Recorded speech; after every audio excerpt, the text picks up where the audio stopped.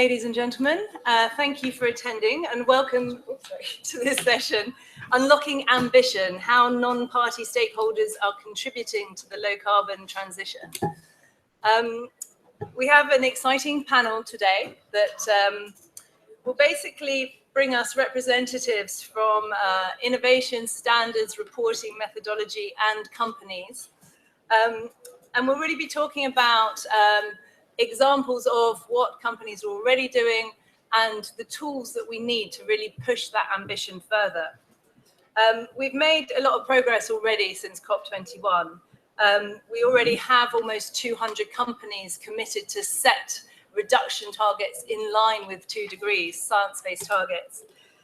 CDP analysed 1,000 company responses this year, and 85% of those companies already have targets. And almost 50% of them by 2017 will be using internal carbon pricing. Now, these are all mechanisms that drive different thinking and innovation and new business models. 600 companies reported that they can see that the Paris Agreement is going to significantly impact their business. So we know there's a lot of change coming. We know there's a lot of good action already happening. But actually, if we add up all the business plans of those companies, those 85% with targets, it only takes us a quarter of the way business needs to go by 2030. So there's a lot more to do. And this is going to require further innovation. It's going to require new methodologies and more standards so we can really track and monitor progress and work out what works and what doesn't so that we can make it as urgent and fast as it needs to be. So before we hear from the panelists, unfortunately, Laurence, Tubiana had to go to the global stocktake meeting that's happening at the same time, but we're delighted that we have James Rabe from UNFCCC. James is Director of Sustainable Development Mechanisms. He's worked with the UNFCCC for more than 20 years and leads the work on market-based approaches to climate change mitigation. So I'm going to invite James to the lectern to give us our keynote speech. Thank you, Francis. Good morning. Let me take this opportunity also to thank you all for allowing me to say a few remarks today. Thank the organizers for this opportunity, and thanks for putting this event together. I think this will be very, very interesting. I would like to start by let's recap the last year or so through a number to highlight some events to put a context around what we're doing now. It was last September where the governments adopted and agreed on a profound positive impact on billions of people around the world. And I'm talking about the 2030 Agenda for Sustainable Development. As you know, it defines 17 goals that set specific targets on education and hunger, clean water, gender equality, peace and justice, energy, life on land, life below water, decent work, and so on and so on. Goals that we may take for granted, but they are still a distant dream for billions of people in the world today. 3 months later, as we all know, we agreed the Paris Climate Change Agreement, which provides a blueprint for how we as a global society will work together to limit the global temperature rise to well below 2 degrees.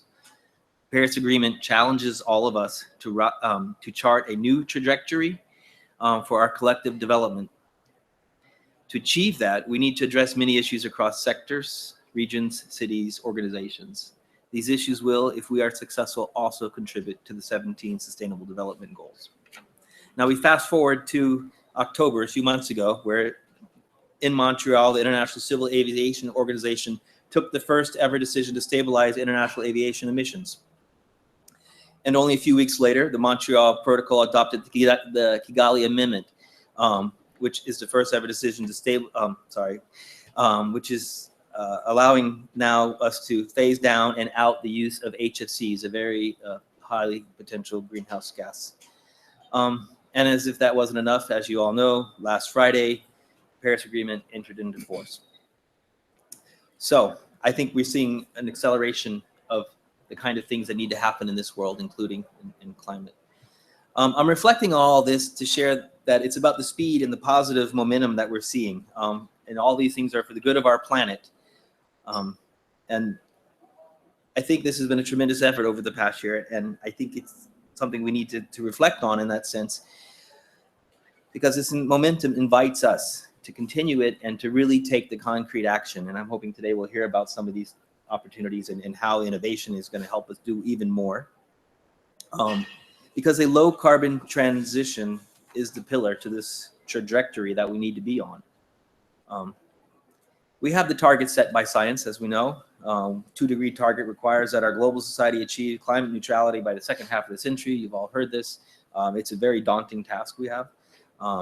I think we have the means to do this. The Paris Agreement provides the blueprint, the national contributions, and the tools for international support and cooperation are in the Paris Agreement. It describes how we can do this. And we have the opportunity to scale up ambition now. This week, I hope you've seen the global climate action events, and the activities such as this one have been clearly demonstrating what we've done and what more we need to do. As you all know, the action has been tremendous over the past years, and it is growing. As countries are now turning their attention to how to implement their national determined contributions, the time is right to accelerate and expand the scale and uptake of the ambition that needs to be in those NDCs. Globally, we do have what it takes, so we must work together now. I very much urge all of us in this room to make this our common quest, to extend that helping hand that is necessary whenever necessary so that we can ratchet up the ambition. Ambition, however, cannot be unlocked at the scale needed without increased party and non-party interactions. We know that the best outcome of these negotiations processes happen when the policymakers and the practitioners work together. The efforts underway across all the sectors to do this, as we are seeing at the various events and here, they are essential and I find inspiring. And the support the policymakers can give to help the various sectors hope we need to enthusiastically welcome more of this. The policymakers, both national and subnational, I'm talking about, can accelerate and catalyze the action through ensuring that there are the right incentives and they're aligned with the need to significantly scale up the action. Businesses clearly have a role. We don't need to go into great detail there. We know what they are, but I want to highlight that it's not only mitigation. Business also has to ensure that we're building a climate resilient world. Investors need to help us transition the financial flows in a manner consistent with the vision of the Paris Agreement by working with the business and policymakers to create the right kind of investment ready plans as part of the NDCs as well, that can allow investors and fund managers to shift their portfolios to those that are about low emissions and climate resilience. And I also can say, as an organization, the UNFCCC Secretariat was very proud to have been involved in the run-up to the Paris Agreement and being able to work with a broad range of stakeholders to build that momentum that went into Paris and that has come out of it. And on behalf of our executive secretary, I can tell you, I wish to assure you that we do intend to redouble our efforts to reach out and work with all those actors, public and private, who are taking action aligned with the goals of the Paris Agreement. We will do this in a manner that builds the multi-stakeholder coalitions, including policymakers, business, investors, civil society. Together, we can deliver on the vision that we all together agreed in Paris. Ladies and gentlemen, let me assure you that with 197 parties, although admittedly with different priorities, the fact is that all these governments came together in Paris last year, and the fact that all parts of society have unanimously agreed to address climate change as a defining issue for our times makes me certain that we will stay the course and we will deliver on the promises made in Paris. I believe we are all uniting together for the good of our planet.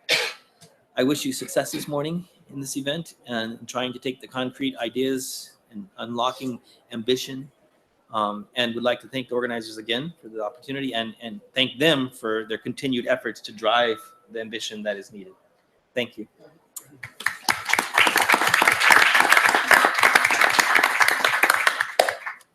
Thank you, James. And I think I can say on behalf of all the partners organizing this event, CDP, ISO, and Climate-KIC, that we thank the UNFCCC also for the opportunity to be able to have an event like this here and to be working together like this.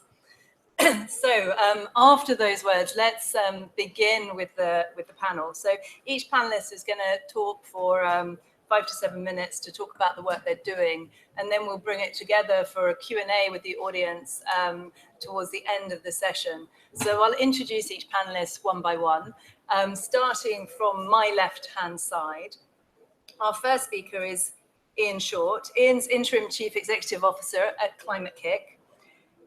He has been in that role since January 2016 and is in charge of implementing Climate-KIC's new structures, strategies, and teams. Previously, he was Chief Executive of the Institute for Sustainability and Deputy Chief Executive at the London Thames Gateway Development Corporation. He has 10 years experience in the private finance sector. And Ian, you're going to tell us something about Climate-KIC. I am. Can you hear me okay? Okay, brilliant. So, I am going to tell you about Climate-KIC, not to sell Climate-KIC or to pitch Climate-KIC, because Climate-KIC was set up specifically to deal with the topic that we're discussing today. So Climate-KIC is Europe and probably the world's largest climate innovation partnership. We were established, as I said, to accelerate climate innovation to market.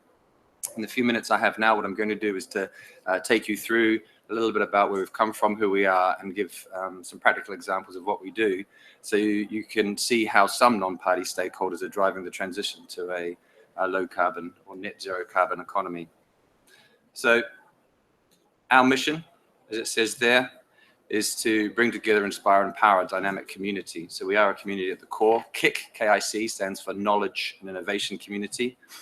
And a KIC is an experiment from the European Commission to see how better collaboration between the academic and research world, the private sector, the public sector, and the not-for-profits can significantly accelerate bringing the best ideas to market. Now, it's quite a big experiment in the sense that there are now 5 KICs and 2 more to come. And Climate-KIC, we receive about 80 million euro a year from the European Commission. And from a standing start, about 5 years ago, we've delivered more than 2 billion euros worth of climate innovation. Our focus, though, is on complex and disruptive innovation, the systemic solutions that often come through open innovation, because these, we believe, are the key to a sustainable future and a sustainable planet. So where do we operate? We're active in, across Europe. We have 18 offices and staff, 160 staff across Europe. We have about 250 partners. As I said, we're a climate innovation partnership, and it really is about being a partnership in a community. The partnership is roughly 50% business, and that is split 50% big business, small business, about a quarter academic and research, and a quarter public and not-for-profit. This slide just gives you a flavor of some of the organizations that are our partners and our core partners. And you'll see that we have some of the world's leading technical universities, some of the world's largest corporates, and quite an interesting mix of city and regional governments as well. What do? With the focus on accelerating innovation to market, we really start in quite a very broad range of things. So at one side of this diagram, you can see defining priorities. That's identifying where the biggest opportunities are for delivering a sustainable planet, and understanding where there is opportunity there within the different sectors for joining things up for the systemic solutions. So the ideation stage is about finding often very crazy, wacky ideas and seeing how we can take those crazy, wacky ideas, turn them into companies or not-for-profits, whatever they may be, but really help bring them to market. And so we operate across the spectrum from someone's got a crazy idea, we think it might be able to have impact, to helping people set up new businesses. So we have a massive acceleration incubation program. We have Europe's largest climate, green tech, clean tech incubation program. We then also work with early stage companies to see how they might be able to, if they've got something good that they're doing or great that they're doing that has huge potential, then we help them to connect with others and scale and do more. And underpinning all of it, we have education. Now, education activities primarily looking at postgraduate education and executive education, but this really is about capacity building. It really is about the people agenda in terms of delivering climate innovation, which is essential. Big piece of that is around helping some of the brightest minds, get them engaged in climate change and both the challenge and the opportunity, because we view climate change as not just this big hairy beast that we have to fight, but actually a phenomenal opportunity to fundamentally improve quality of life on the planet. Yeah, so we work with and engage with some of the brightest and the smartest, both within the education sector, but also then within business as well, and help them think entrepreneurially, but also understand that this is an exciting space to be in. Okay, and then that's what we do. Where we do it, we have 4 thematic areas of focus. First one we call urban transitions, which is all around sustainable and resilient cities and urban areas. The second one on sustainable land use is focused on forestry and agriculture and adaptation and the use of green and blue in our planet. Sustainable production systems is looking at using bio-based feedstock into production systems, but also looking at using CO2 as a feedstock. And the last one, we call decision metrics and finance, really has 2 parts to it. The one part, and probably the most important part, is developing the modeling and the tools to enable people, enable organizations to understand the opportunity for investing in climate solutions and climate innovation. And you can have some nice shiny words, but actually what the finance people need, and the CFOs and the companies or the leaders of organizations, whether it's cities, companies, whoever they may be, they'll need to see it in a format where they can understand, actually by doing this, we can see that we get the kind of return we need.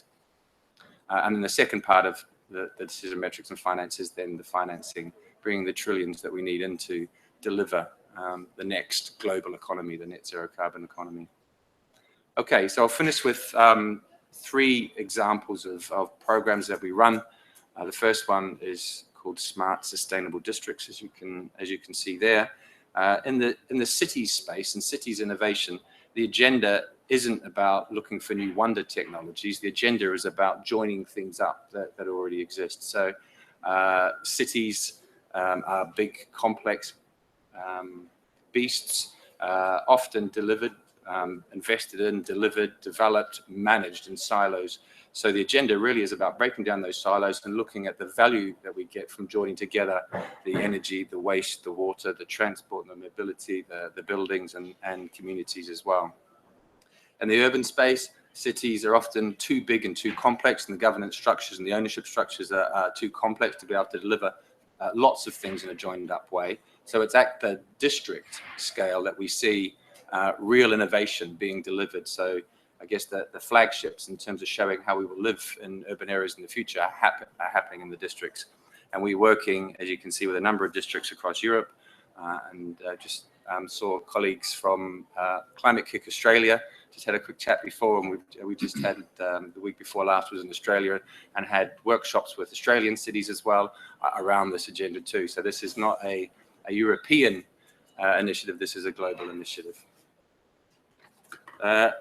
This next one is a very different one. This is Facade Leasing. It's a pilot project which is exploring how the construction industry can work together to lease facades as a service based on energy efficiency and ventilation control. So it's looking to dematerialize this part of the construction industry by shifting the current business model, which is based on product volume and inefficient use of raw materials, to a product service system where materials can be recovered and repurposed.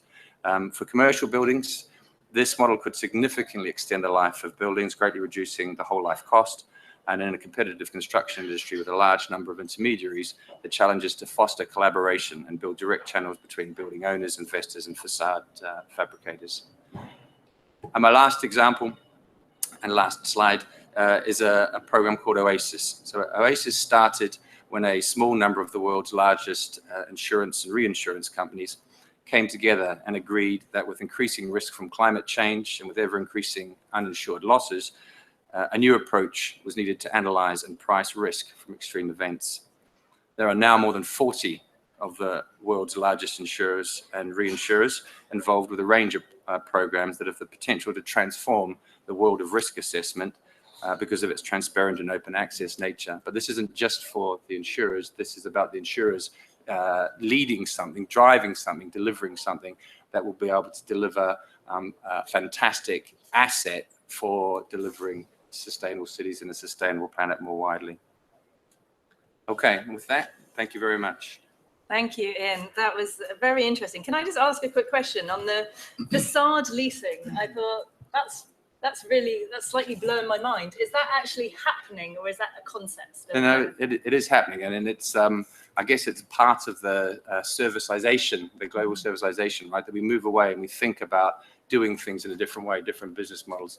So it's been piloted and trialed at a university in the Netherlands, and they've done it, and they've tried different types of facades in terms of leasing them, and now they have the different players that are required to now start to roll this out. So we're helping turn this into not just a company, but hopefully a business model that many others can develop and implement. Yeah, super. So, slightly the scaling up from carpet tiles. It is. Yeah. Super, thank you. Okay, let's move on to our next panelist, Romain Poivet, who is GHG Program Manager at the French Environment and Energy Management Agency, ADEME. Romain specializes in GHG corporate accounting and management, and since 2009 has coordinated and supported about 15 sectoral methodologies, including the financial sector. He's involved in the technical aspects of the French GHG reporting mandatory programs and is co-author of ADEME's methodology for quantifying the GHG impacts of mitigation actions. Before joining ADEME, Romain worked as a consultant specializing in industrial and environmental risk management and corporate carbon footprint. Hi, everyone. Yeah, so I won't disturb you with some slides, sorry for that. So ADEME is the French Environment and Energy Management state agency. Our main roles is the implementation of public policies on the environment, energy management, and sustainable stuff. And quite new role of ADEME is the implementation of the Investment for Future program, which dedicated 3.3 billion euros to the development of vehicle for the future, the low carbon energy, circular economy, and a smart electric grid, in order to accelerate the low carbon innovation and transition. But I will focus my speech on what we do and what we launched with the CDP last year, which is called Assessing Low Carbon Transition Initiative, so ACT. So mainly, ADEME has been developing tools and methods and capacity buildings program on the climate change challenge and corporate GHG inventory since 2000. And we support also the development of standards such as ISO 40080, ISO 40089, 69, sorry, and ISO 40064. And we also launched this year a new work item proposal on ISO on climate and finance. We also implement a lot of mandatory and voluntary GHG reporting program in France, and that what led drove us to the launch of the ACT initiative, because according to climate science and the Paris Agreement, we need to drastically reduce the emission all around the world. And the high-intensive economy model will disappear one way or another. I mean, naturally, and it won't appear softly, or by doing the right choices now. So we need to reinvent a decarbonized economy, and I want you to keep in mind that we need to achieve a zero net emission by 2060. So that is why we need to develop and implement new tools and methods to facilitate corporate action. So we also need to be more confident on what private sector commit and to really look at if commitments are really aligned with climate science, and that the means to achieve them are really real and consistent. So that is why ADEM and CDP developed the ACT methods. So ACT provides sectoral assessment methods based on verifiable and quantifiable data, and allows to know at what extent companies are moving toward a low carbon economy or not. So ACT answers, in one hand, the need of companies to be benchmarked on their climate performance, but also to the need of the investors who need to integrate carbon and climate risk in their portfolio management. So the first pilot phase of ACT between COP21 and COP22 proved that those kind of ambitious assessments are doable and needed. But what we still need to prove is at what extent it's also doable for SMEs. So ADEM will adapt this new ambitious concept to the SMEs in France next year with a road test and an European project called Clean-Foot. And we will continue to develop other sectoral methods and benchmark with CDP and other partners such as Climate-KIC, GMI, 2 Degrees Investing Initiative, Association Bilan Carbone, Ecofis, Women in Business, and a lot of others, in order to accelerate the availability of the right tools to facilitate corporate action and to make low carbon economy real. So thanks. Thank you, Romain. And obviously, ACT is something that, as somebody from CDP, I'm very excited about. What do you think the companies get out of having been part of the pilot? Because being benchmarked is not always terribly exciting. Yeah. I guess a lot of companies are doing a lot of stuff in a nice way, thinking that they are doing the right thing for the right purpose. And I think that the best added value from ACT is to give them a more holistic vision of what they do. So from their commitment and targets to the real means they are put in place to achieve them. So, and I think maybe it's due to the globalization, but each company is really, managing in silo. So there is no horizontal vision of what each direction or each business unit of a company is really doing. So I think it's the best added value of ACT, but maybe we will need to ask ACT pilot companies to give his feedback on this.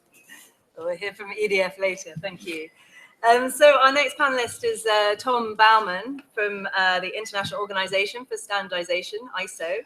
And Tom's the international chair for ISO climate change standards, leading a committee with 80 countries and liaisons with the UN and major sustainability standards initiatives. Tom is also co-founder of Climate-KIC and Collaborase, the leading online platform for sustainability standards, and is a certified knowledge manager and specialized in online consensus-based mass collaboration. So Tom, I know you've got slides as well. I do have slides. So Thank you. Thank you very much, Francis, for that introduction. I'd first like to say that ISO is thrilled to partner in this event with CDP and Climate-KIC as innovators, and also to have participated through various experts from the ISO network in the ACT initiative pilot. As a leading edge methodology really demonstrates the relevance of ISO in these new times of developing methodologies fit for purpose in this day and age. So I'd like to start with just a quick introduction or refresh about ISO.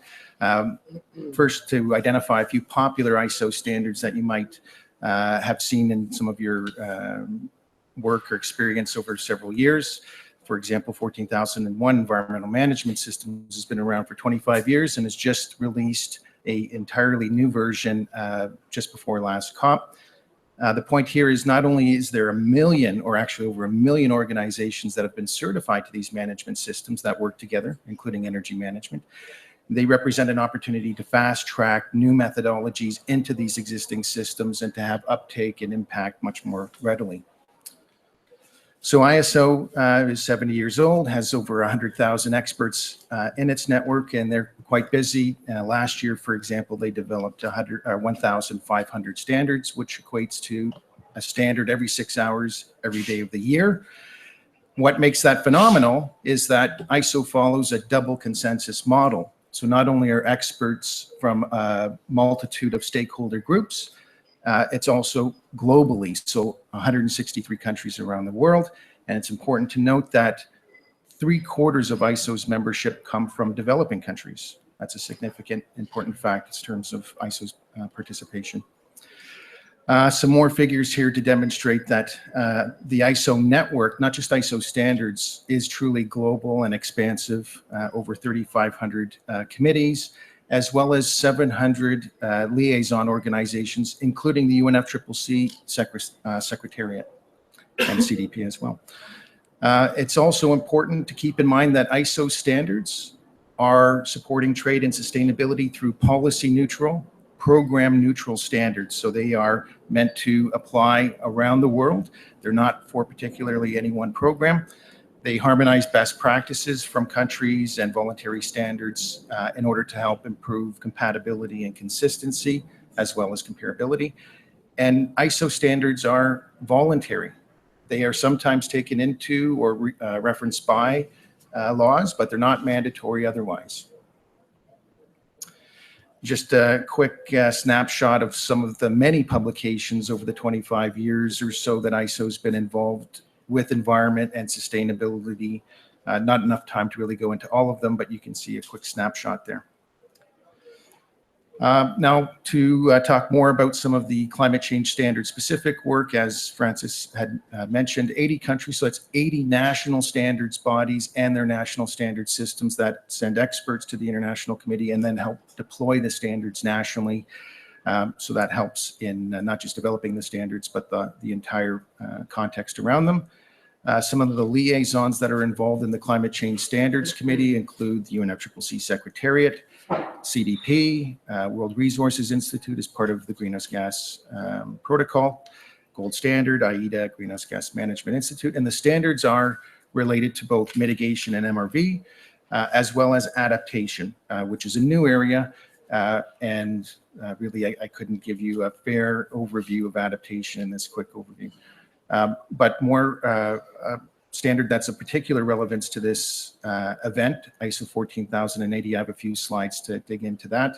And I think also a major contribution of ISO to the global community, not just of standards developers, but of standards users, are the roadmaps that we've developed to create a framework of cohesive standards that we know need to work together more efficiently for the companies and users that need them for various purposes. Another important group within ISO, which is cross-cutting, given that we have over 3,500 committees and 100,000 experts, is the Climate Change Coordination Taskforce, which sits at a pretty high level within the ISO hierarchy. And they have 5 key mandates. One is to create an ISO guide for the ISO standards developers on how to incorporate or consider climate change adaptation and mitigation within the development of all of the other standards that are created, which are primarily around materials and technology and that sort. But it also is meant to facilitate coordination amongst all of the committees, and when you have 3,500, that's a big job, as well as communicate with stakeholders, in particular the UNFCCC Secretariat, and reflect that into ISO strategy, and then of course support the uptake of ISO standards on climate change by various parties. So getting to the main standard that I'd like to highlight of relevance to this event is the ISO 14080 standard, which is currently in development, should be available in approximately a year. Unlike most ISO standards, which are targeted to organizations, so companies primarily to use, this ISO standard is targeting their industry associations, voluntary programs such as ACT and CDP and others, as well as government programs. And it's a standard or guide for these organizations, or I should say standards organizations, to develop their systems of standards in a much more consistent, compatible manner, because when we look at the Paris Agreement and see all of the bottom-up activities that are being encouraged, and they all need standards to help them with the MRV and transparency, this type of standard facilitates that broad activity of standards development to be more cohesive and compatible so that we have greater consistency of those MRV metrics that are being reported in NDCs, for example. And so as a quick illustration of what I mean here, if you look at the diagram starting on your right, I think it is, we're going counterclockwise from the Paris Agreement and the Climate Action Agenda. Looking down at the sectoral level and those sectoral strategies, there are some existing methodologies using 14,080, and I'll use ACT as an example with the next slide. The user creates a framework from which they then develop their system of methodologies that then are applied to climate actions and facilitating the climate finance that then achieve their Paris Agreement targets. So just very quickly, this is what we did, myself and others, including, of course, ADEM and CDP, in using this 14,080, in particular, its principles, its quality assessment checks, and as a basis for supporting the rationale and justification, overall quality of the process and the outputs of the methodologies, so that there's the credibility, the compatibility of the ACT process with a variety of stakeholders. So in some ISO standards help by improving the efficacy of climate actions with climate goals using, and SDGs, using these MRV standards. And again, the ISO standard system is really about collaboration and consensus building and to support trade, innovation, and finance. Thank you, Tom. And just as I was looking at that, I mean, you almost actually addressed it at the end, but how do you make sure a standard doesn't restrain innovation and basically enables innovation? That's a great question, and not all standards are the same. I tried to just touch on the fact that some ISO standards are for organizations and some are for the standards developers, but there's process standards and performance standards. In general, ISO standards are process standards that facilitate consistency, but allow for adaptability to the different types of technologies and their purposes. And so it's meant to provide a certain level of contribution in the efforts towards innovation. Great, thank you. Super, right, now we're moving on to the company spokespeople on my right. So we are starting with Javier Torres, who is an advisor for sustainable development and climate change at Électricité de France, EDF, and he was appointed in that role in 2015. So his main responsibilities include analysing environmental and social risks associated to the company's investments and participation in the group's sustainable development communication and reporting activities. Before EDF, Javier worked as an investments manager at CDP Climate Asset Management and as a carbon originator project manager for Bengoa in Beijing. And over to you. Thank you so much for this opportunity. Just to give a little bit more of background, I work in the Sustainable Development Division of EDF with a team of 20 other advisors.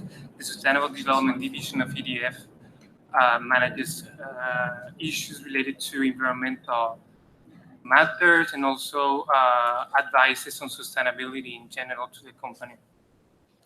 So when it comes to contributing to the low carbon transition, I think that the power sector has a big responsibility. It's a big player because the power generation has a significant impact on climate change. But responsibility is not the only, corporate responsibility is not the only driver of action in climate change. I think for the power sector, for climate change, has also a direct and indirect impact in the activities of the power sector. There is an incentive to act in order to manage risks and also to take advantage of opportunities arising from climate change. In order to address these issues and more broadly, because of the developments in the energy sector, EDF launched last year its strategy CAP 2030. CAP 2030 aim of making of EDF the responsible, efficient electricity producer that champions low carbon growth. This ambition has a lot of consequences, internal consequences for the company. And in terms of climate change, we have climate change strategy that it's in line with this ambition, with this CAP 2030 ambition. This strategy is designed to anticipate the potential risks of climate change over the activities of the group, and also to create value for stakeholders in contributing to the low carbon transition.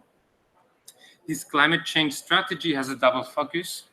One, a strategy of adaptation to climate change, protect our assets and create value. And then a decarbonization strategy aiming for EDF to keep its leadership as a low carbon utility. So focusing more on this decarbonization strategy, the group has a vision that first we need to decarbonize production of electricity.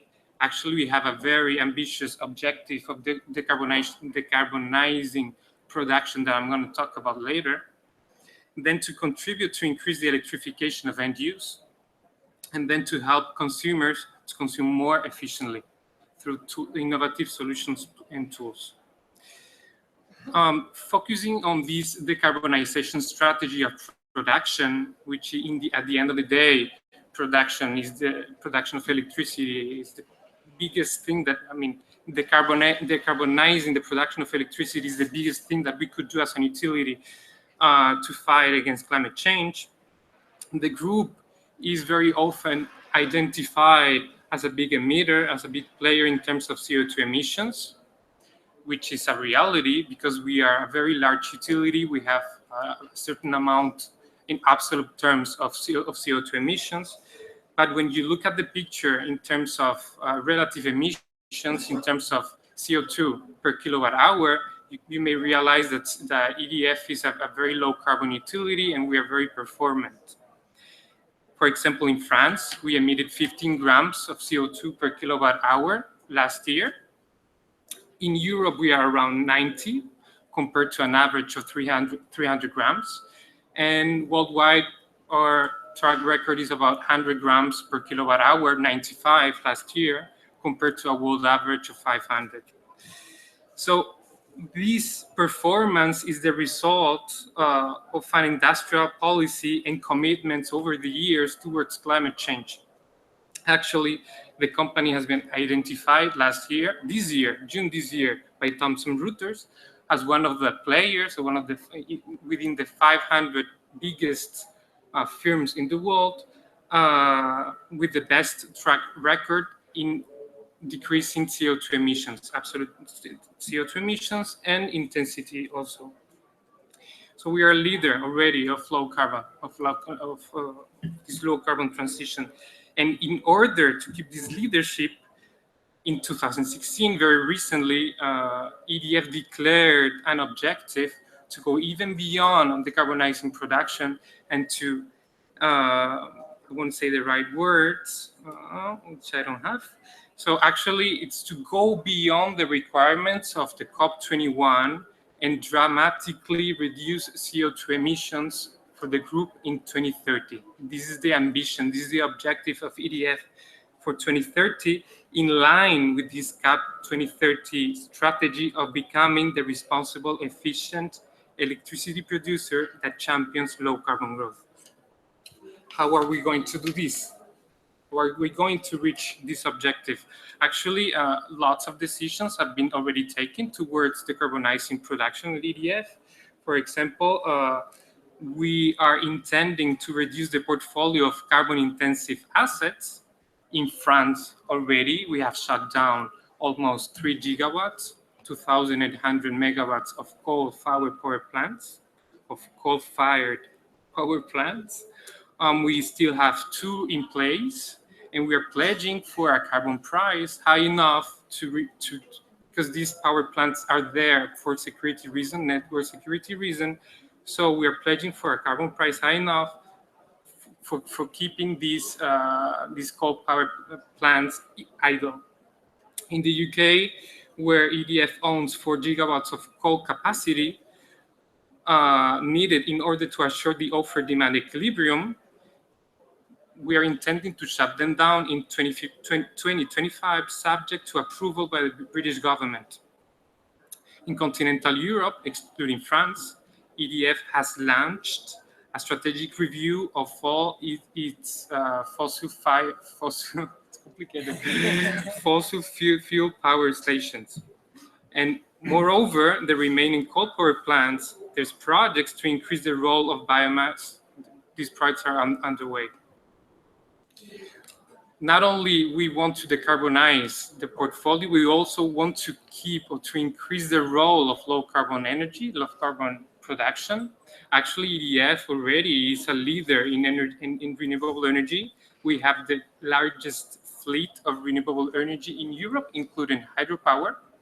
And in order to keep this leadership role, we have decided to commit into doubling the installed capacity of renewable energy. From 2014, there were 14 megawatts. We want to reach 28 megawatts in 2014, and we would like to reach 50 gigawatts in 2030. We want to reach these decarbonization goals also by the support of innovation, research and development, and also through an investment policy that supports our decarbonization goals. The group is already investing 70% of the total gross operating investment for development on low carbon technologies. This is a reality today. The group has already launched 2 very successful issuance of green bonds.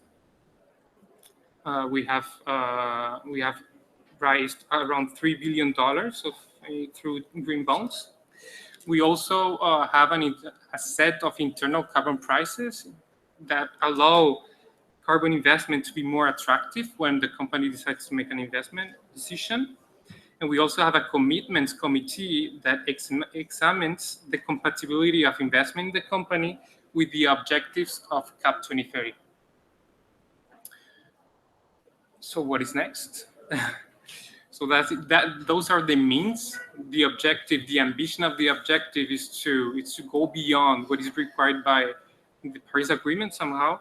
But so what we are doing now, and this is where acts, and this is where our participation in acts is somehow useful, is that we would like to announce a public and quantitative target for 2030. So this ambition, we want to have a quantitative target for 2030. We obviously we know that our level of emissions right now is compatible with this, with what we think is this trajectory for within the Paris Agreement. And so far, what we can say is that if we apply the sectorial decarbonization approach of science-based targets, we are well beyond what would be required. In order to get that specific target, we are today studying, even with the initiative, science-based target, to join the initiative and to really reach this specific target. So maybe you want to ask me, what do companies get from ACT other than scoring? Mm-hmm. So I anticipate the question. I suppose I kind of actually, what I want to know is, how you get the buy-in internally, to go further as well. But actually, you know, one of the interesting things of ACT, whether, you know, we have participated in the working groups, technical working groups in the pilot company, as a pilot company. And, you know, we might disagree with some technical details and like with the exact result of the scoring, or even with the final significance of the scoring. But at the end of the day, what I can say is that through ACTs and through these initiatives, what we get are the expectations of what is required, what is believed to be required in order to reach this goal, this common goal of set in the Paris Agreement, this common ambition. So it provides signals, I believe, the good signals. And also, I think that it delivers good messages that even are useful in order to trigger useful internal discussions.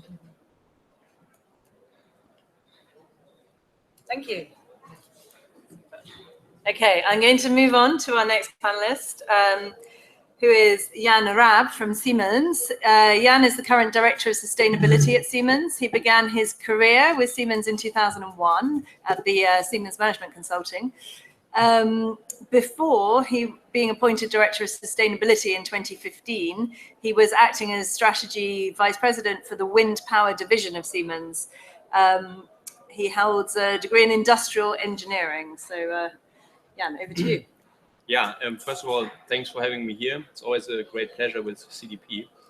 And I would like to bring three messages, basically. And the first one is that from our perspective, the single largest lever for decarbonization, and you could also call it a prerequisite, is a continued electrification. I think you also mentioned that already.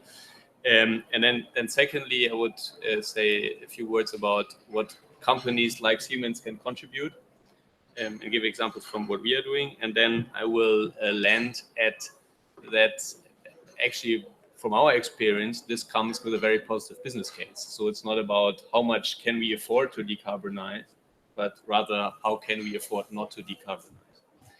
And then in the preparation, I was told, yeah, some of the panelists will have slides, others won't have any slides. So I wasn't too sure.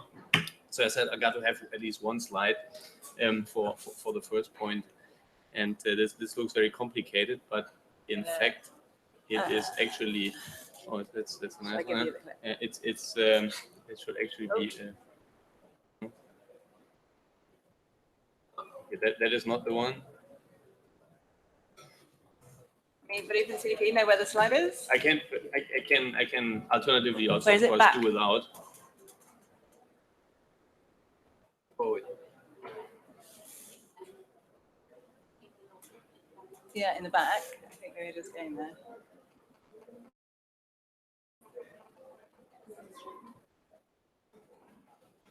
doesn't matter. I can upload that on social media, and then you can look that up later. Thank you. So if you look at the current emissions of the world, we are talking to the tune of 50 gigatons a year, depending on what you count and how you count CO2 equivalent. And then it is remarkable that only a quarter comes from electricity generation. And I mean, there the way is relatively clear, and for sure EDF is a trendsetter here, other utilities, and it's clear that this needs to go down to zero, and the technology for that is existing. But then you look at it, there's half of current emissions, so twice the electricity part, that is the non-electrified industrial world. And if you look at it, this is traffic, combustion engine cars, that is planes, that is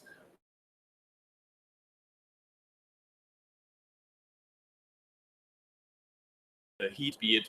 Logically, the only way to do about this second half is to electrify all of that, and then with the help of low or no carbon electricity to then also decarbonize it. I think that is very important to understand. And then if you look at it also number-wise, and I'm just talking about renewables, I'm leaving nuclear out for today.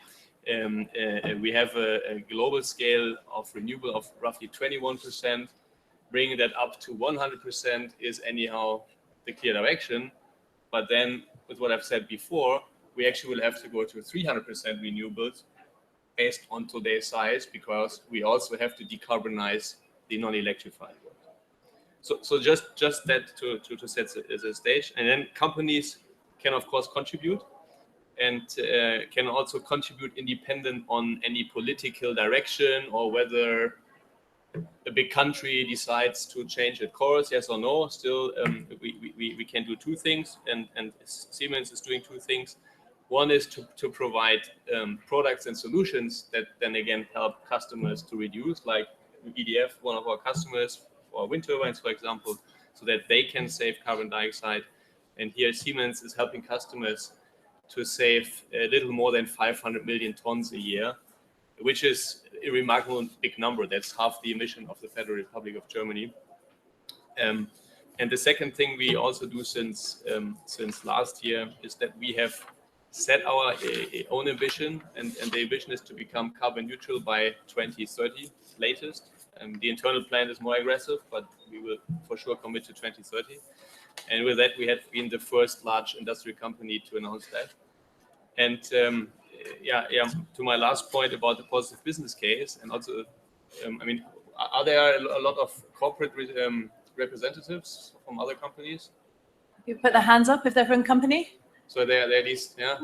Quite a few. Yeah, it's heard or so. Potential customers there. Yes. Well, just in case you are in the situation that you also have to reflect on your own carbon standards and targets.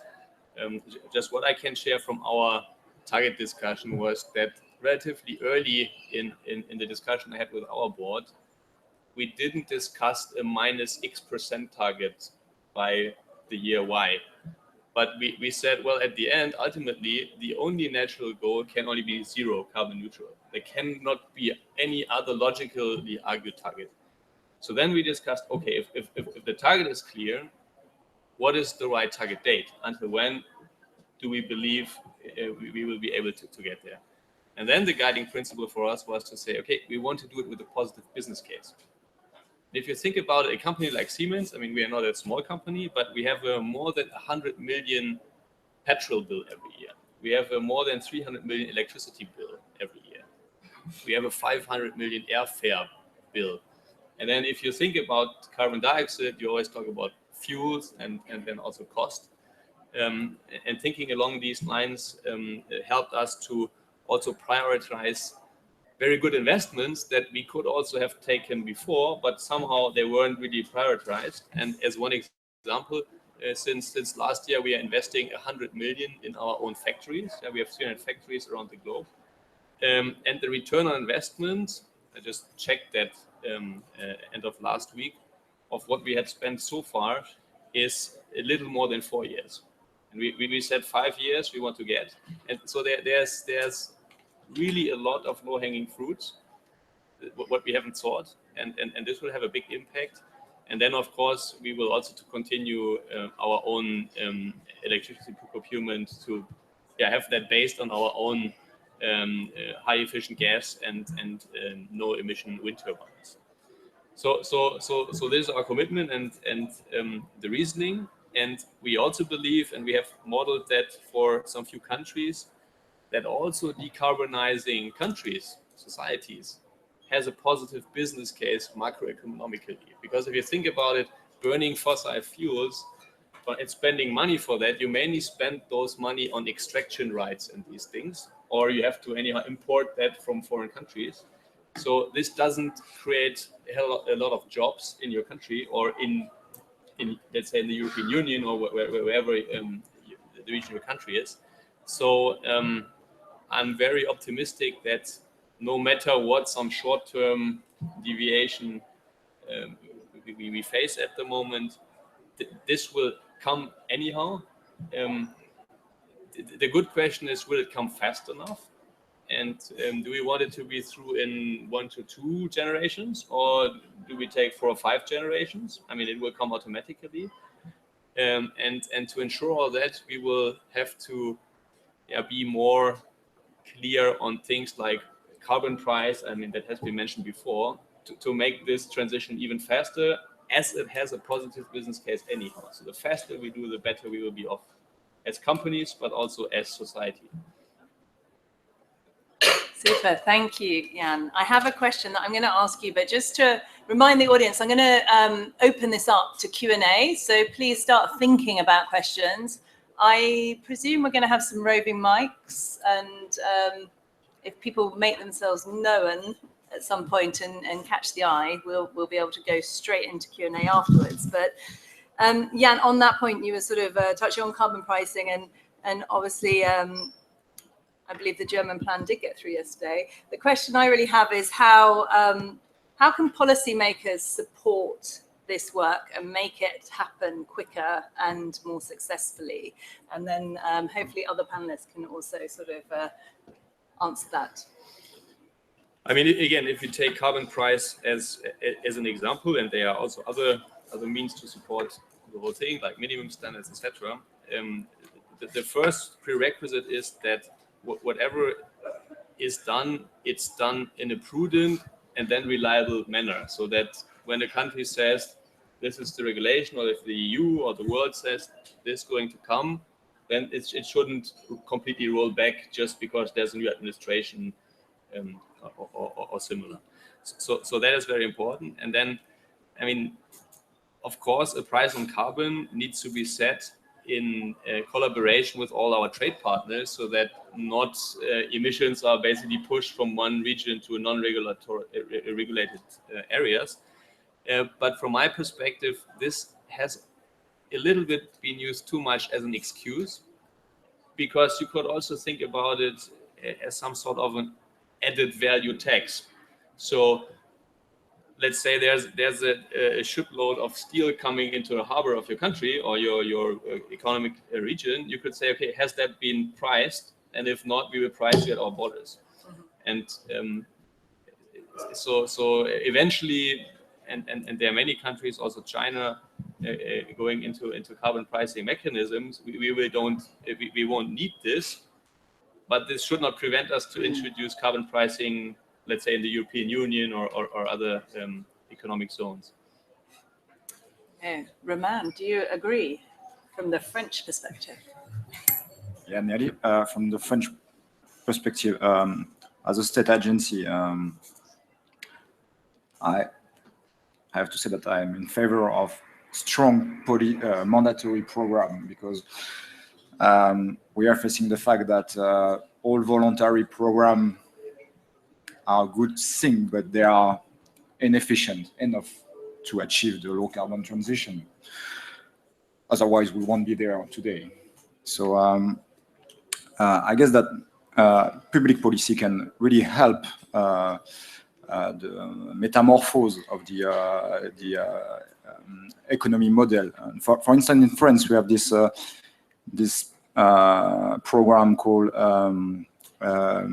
energy saving certificate, which oblige the energy providers to help their customers to reduce their energy consumption. So this is a strong signal, and it really helps the metamorphose of the business model of an energy provider, because an energy provider is not anymore just an energy seller, but also an energy saving solution provider. So I'm really in favor of this kind of smart mandatory program to really accelerate the metamorphose of the economy. Thank you. Ian?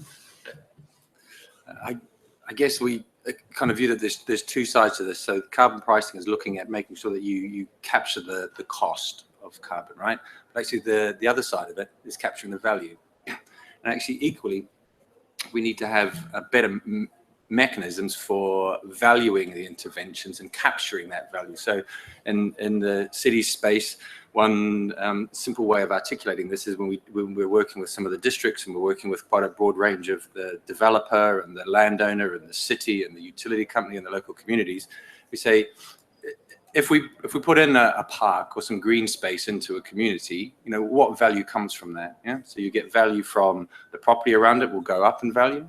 You get value because it has positive value in terms of air quality. It has could have positive value in terms of reducing crime, because there's more opportunities for youth and local people to come and utilize it. It can have health value. It can have biodiversity value. If you look at all the different types of value that come from an intervention, and you can measure it and capture it, and at the starting point go and say who would pay for that value, and then we'd get a lot more investment into these kinds of initiatives. Thank you. Thank you, Francis. I have to say I agree wholeheartedly with the points that Ian has just made. I think that better transparency or more transparency and capturing these metrics throughout the value chain, and using digital tools like the Internet of Things and blockchain to be able to enable businesses to create more strategic value, new markets. Climate change is really part of sustainability. We have to look at that broader perspective and transformation. So utilizing those tools and that approach will go a long way to facilitating companies taking the action that they can if they have the information and these tools to help them transact. Thank you. And well, I agree on the role of the transparency is very important, but I would like to build on or to jump again on that carbon price. As a long-term investor, as an utility, to have the right price signals and stable price signals could help us get the right investments in the long term. So stable price signals and stable policy framework, these are two very, very important in order to continue action in climate change. That is for the future, but a proper price signal, carbon price, could also decarbonize the electricity production right now, because carbon price becoming an input in price formation in terms of the merit order could change completely the merit order and make low carbon electricity even more competitive. So this is, I think that this is important too in the short term. thank you. Right, so questions from the audience. Please raise your hand if you have a question. And when you ask a question, if you can say who you are and where you're from. Let's give people a moment to think of them. We have a hand up here, so if we can pass the mic. Thank you. My name is Khalid Benamou. I'm from Morocco. I'm the managing director of the Sahara Wind Project. As you know, Morocco has the cheapest wind electricity cost generation in the world in the last auction, and it was powered by Siemens machines. So my question is directed both at the representative of Siemens and EDF. Namely, Siemens is working on, you know that Morocco has a very large, one of the world's largest fertilizer industries, and Siemens is working on prototypes to try to decouple fertilizers from fossil fuels in working in wind-generated ammonia, which by itself sucks about 3% of the world's primary energy needs. So what can actors like Siemens do to try to speed up that transition in countries such as Morocco? And my second question is addressed to EDF. If we are about to access very cheap electricity for Morocco, in fact, we need to rely on transmission infrastructures that the Moroccan grid, the size of the Moroccan grid is simply too small to absorb. So we need to have a regional integration of grids. What can players like EDF do to try to speed up that transition and help countries like Morocco, North Africa, and Sub-Saharan Africa as well access a significant wind energy resource that the region disposes of? Thank you. Great, thank you. Let's start with Jan. So if I'm to start, and thanks again for having our wind turbines chosen. No, actually, we are also happy about that we also provided the steam part for the largest concentrated solar power in the world, which is also in your country. And indeed, this is what I meant with electrifying the non-electrified world. This is what we need to do. That's industrial processes like ammoniac, fertilizer industries, where Siemens is currently also working to further develop the process technology to make that possible. So maybe we should have a chat later on. And yeah, then we are teaming up with the countries that have a role to say. And apparently Morocco has a role to say here, like also for wind. We are discussing, or actually we have started to build a wind blade power plant here in the country, because simply it makes sense to team up with a country like Morocco, where we have good investment opportunities, and we're also we have a government that is serious. Your renewable energy standards are quite remarkable, and so that's what we do. I mean, and more broadly, because there are far more and also less unclear technologies. I mean, because there, I think it's relatively certain that the way ammoniac will be generated, let's say in 20 years down the line, will be according the way we are now piloting. just not too many months ago, Siemens has founded what we call Next 47. I mean, we were founded in 1847 as a incubator company, a startup incubator company, where a relatively high amount will be now invested into opportunities where the outcome is not necessarily clear. And one of the main investment areas will be around the energy transition, decentral energy solutions, new industrial processes to decarbonize. So this is what we do. And I mean, if there are Moroccan or other opportunities, we will be solely looking into that. Javier, second part of the question. Okay, so in terms of transmission infrastructure, well, I'm not an electrical engineer, but and regional integration, what I can say is that EDF being an utility, an integrated utility, we have experience all over in different sectors. I am sure there is somebody in RTE or in some ERDF, these subsidiaries in EDF that have super good solutions for that. But the good thing is that I'm not an expert on these issues. But the good thing is that I have lots of colleagues here in this room. So if anyone wants to jump in and respond, feel free. We have an EDF colleague who wants to put up their hand to talk about regional integration of grids. We will talk about it later if you want, like a small committee. Maybe that's one to take offline afterwards. Do we have any more questions?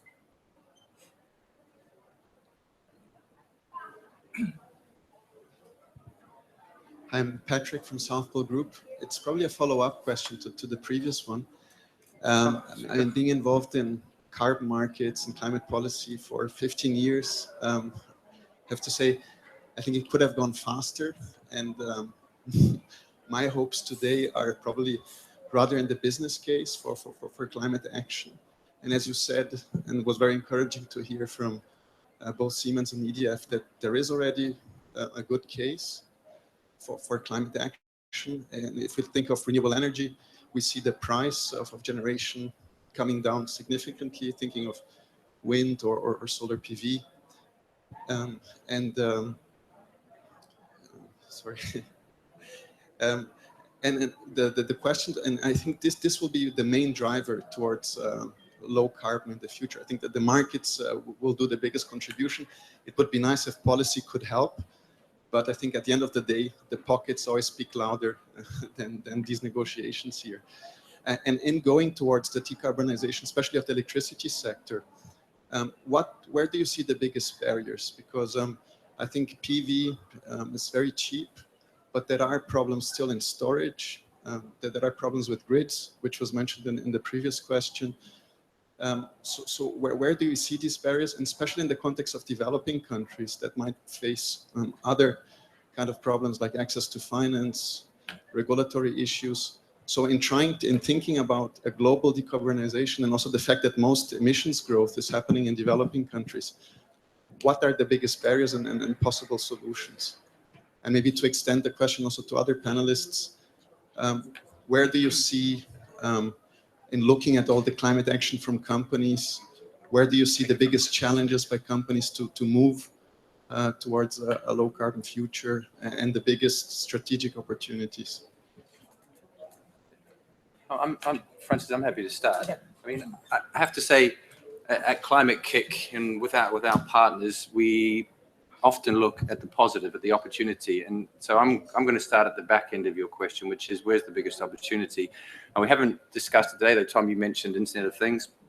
There is an enormous opportunity on the back of the data and digital revolution. Yeah, so that's an opportunity for everybody. So the more that we're able to measure things and we're collecting data, the more that we're able to collect that data in a trusted and secure way and make it available to those who can then utilize it and create the solutions, the more that we will see a massive acceleration. So we work with massive multinational organizations. I have to say, much of what I see in terms of innovation of data isn't coming from the big players, it's coming from the little guys. Yeah. and some of it's technology, but to be honest, the bulk of it now are the business models and the way that you can get companies and individuals to give up their data and then integrate it in a way, as I said, so that those who are the smart, bright young things often stuck away in their garages or in their lofts or whatever it may be, to access it and then create value from it. Any Well, additional contribution? Well, I think the difficulty, Patrick, in general is that on the one hand side, you want a market model because, I mean, typically that's creating more efficiencies. And on the other hand, this market model needs to follow the right master plan that I mean, somebody will have to write. And so we are in the twilight of having a more top-down approach or a bottom-up trying that out, and that we need to cope with. And then I think the other problem with increasing the high renewable and electricity shares is the fluctuation and how to cope with that. And you mentioned grid, and by the way, Siemens can also help with grids. But the good news is the second half that I mentioned concerning, let's say, electric vehicles, heating, industrial processes, that's a different kind of electricity demand. I mean, the electricity we use today, I mean, we need the beamer to work now. We need the microphone to be powered now. Your electric car, let's say you have an electric car with sufficient range, it will charge whenever the grid, knowing when you want to drive where, will say now it's the right point in time to charge.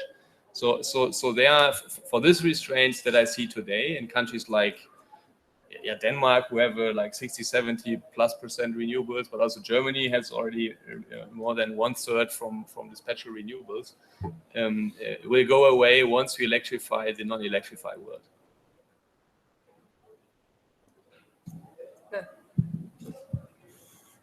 Taking a question here at the front. The microphone is just coming, and I think this is going to be a last question before I hand over for closing comments.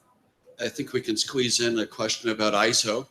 I'm Ira Feldman. I teach at the University of Pennsylvania and City University of New York and wear many other hats in the sustainability world. And I will disclose that I do work closely for Tom Baumann within the ISO process. And I'm sitting in the front row with some of the other international leaders in that process who want to acknowledge Tom's incredible level of effort in leading the climate change subcommittee within ISO.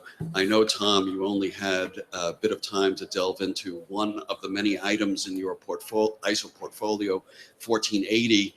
There are a number of other items that are on the radar screen and will appear. And I thought with what little time is left, you could give us a preview on what things we might look for on the finance and adaptation front.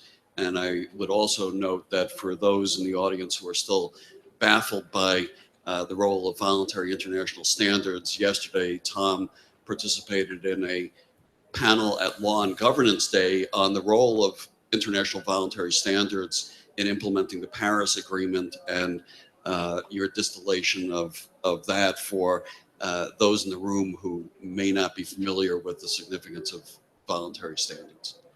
Great, thank you very much, Ira. Well, climate finance, I think everyone recognizes, is extremely important to achieving the Paris Agreement. The International Energy Agency estimates somewhere around $1 trillion per year is going to be needed all the way to 2050 just for mitigation, not even including adaptation. So a significant amount of money, and that's going to come primarily from the private sector into decarbonizing industrial portfolios and supporting new technologies. So within ISO, and my colleague beside me, another expert within the ISO system, Romain, France proposed a climate finance standard, and it's been exciting to see the interest around standardizing the climate finance space. And we're happy that the UNFCCC Secretariat has actually stepped up to co-lead that standard. But there are other ISO standards, the 14001, which a lot of organizations have.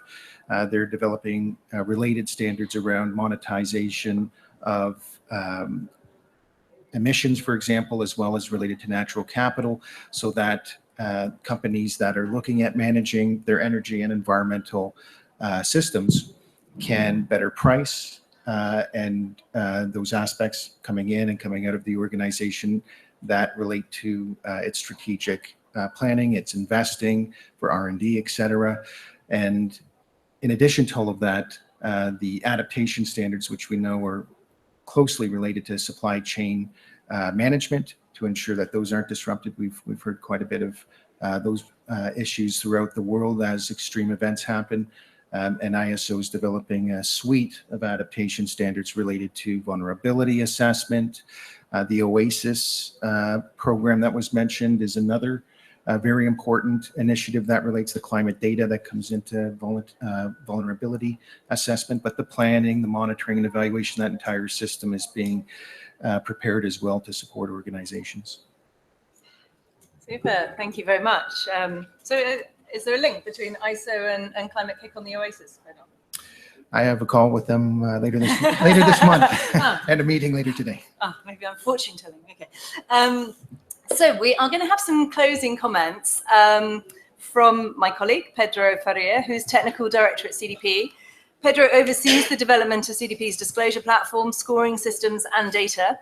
He previously worked as a consultant in the areas of energy and carbon and on the implementation of the EU ETS, and he's a civil and environmental engineer. So Pedro is going to pull together kind of what we've discussed so far. Thank you, Francis, and good morning to all, and thank you for participating in this event. A special thank you for all the panelists for the insights they have given us on the role of non-party stakeholders to the low-carbon transition and the role of innovation within this. I think it's better not to touch it. But one big message of this panel, actually of the entire COP22, which was brought to us by James Graber in the initial comments, is that we all need to act now on climate to curb the emissions trajectory down by 2020. 2020 is tomorrow. And this passes through seizing the opportunities of today and further accelerating the current momentum and inventing the opportunities of tomorrow. And Ian Short from Climate-KIC brought us the perspective on the critical role of innovation and entrepreneurship in supporting this transition. Create today the technology of tomorrow, unleash now the practices and the business models that will disrupt the incumbent high carbon models.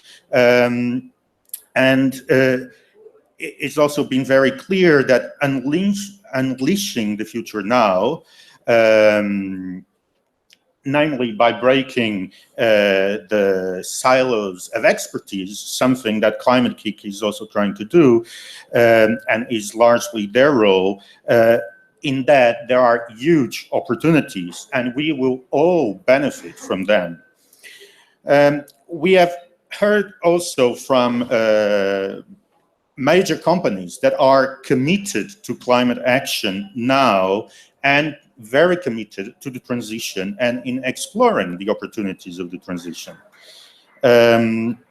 Siemens talked about the climate neutral by 2030, which is a very ambitious goal, and EDF about the COP 2030 vision encompassing a very substantial range of measures, namely the closure of 7 gigawatt capacity of coal producing, increased use of biomass, doubling renewable energy to 50 gigawatts by 2030.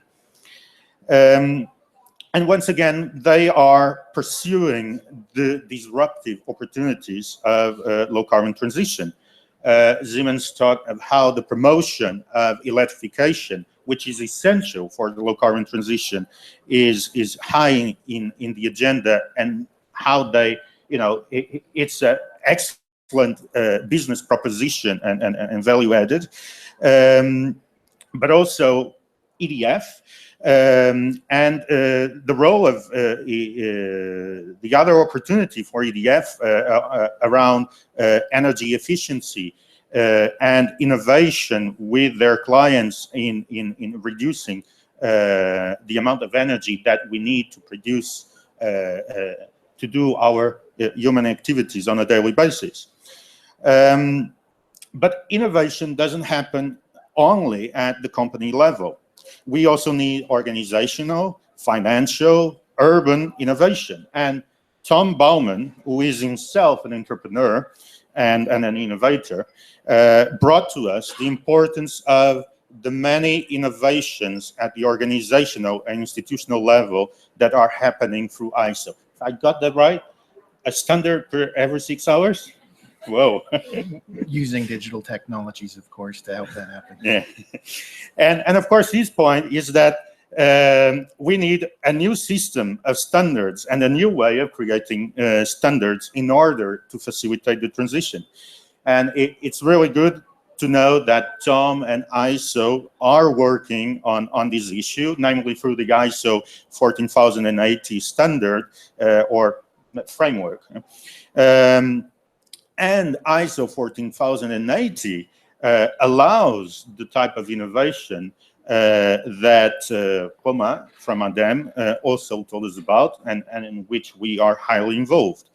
For example, the ACT project, because definitely innovation happens also inside or is facilitated by governments and NGOs, and it has a big role in catalyzing climate action.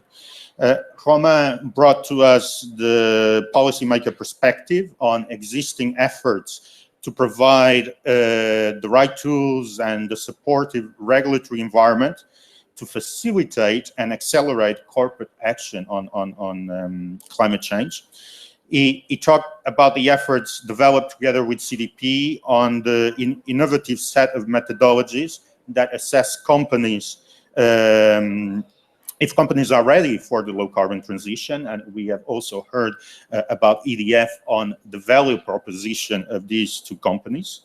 And Romain also brought the perspective that it is essential that we are able to assess the credibility of corporate commitments and climate strategies, including their R&D and innovation strategies that are preparing now the future. And this is largely what the ACT methodologies do. Finally, and as James Graber also indicated in his initial notes, and the entire theme of innovation highlighted, we also need to collaborate a lot more between all the different actors. Collaboration is actually a feature of effective systems of innovation. And again, Ian talked about that. Nigel Topping, the CEO of Women Business, a good friend, and Women Business is a platform coordinating collaboration between the business and NGOs, uses the expression, the coalition of the willing, an expression that I like a lot. And I would say that the coalition of the willing is now more important than it was a week ago. And so we need to actively collaborate, as together we can go further and reach more and have more climate action. That is also why CDP and ADEME and many other partners, including Climate-KIC from Tom, have launched together at COP22 what we call the ACT Declaration, to create the basis for active collaboration in the assessment of efforts by non-party stakeholders to achieve this great transition to low carbon economy, which is full of opportunities, as we see. And actually, it's not just the low carbon economy. According to the scenarios, at a certain point, it needs to be the negative carbon economy around by 2060. And so I invite you all interested in this topic to engage in this effort and to also sign the declaration. I will end my comments here. I wish you all a good afternoon, a good COP, and I want to thank you all for your efforts in delivery by all stakeholders of real climate action. Thank you. Thank you, Pedro. And actually, if people could continue to clap, I just want to thank our panelists for the final time. So in short of Climate-KIC, Romain Provet of EDEM, Tom Baumann of ISO, Javier Torres of EDF, and Jan Rabe of Siemens. Thank you all very much.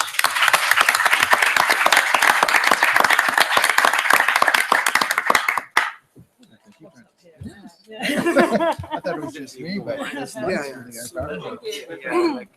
Actually dovetailed quite nicely. Thank you. Yeah. Thank you. I'm really good. I will do it one on standard. Because we have the very hot. Lights are hot. Yeah.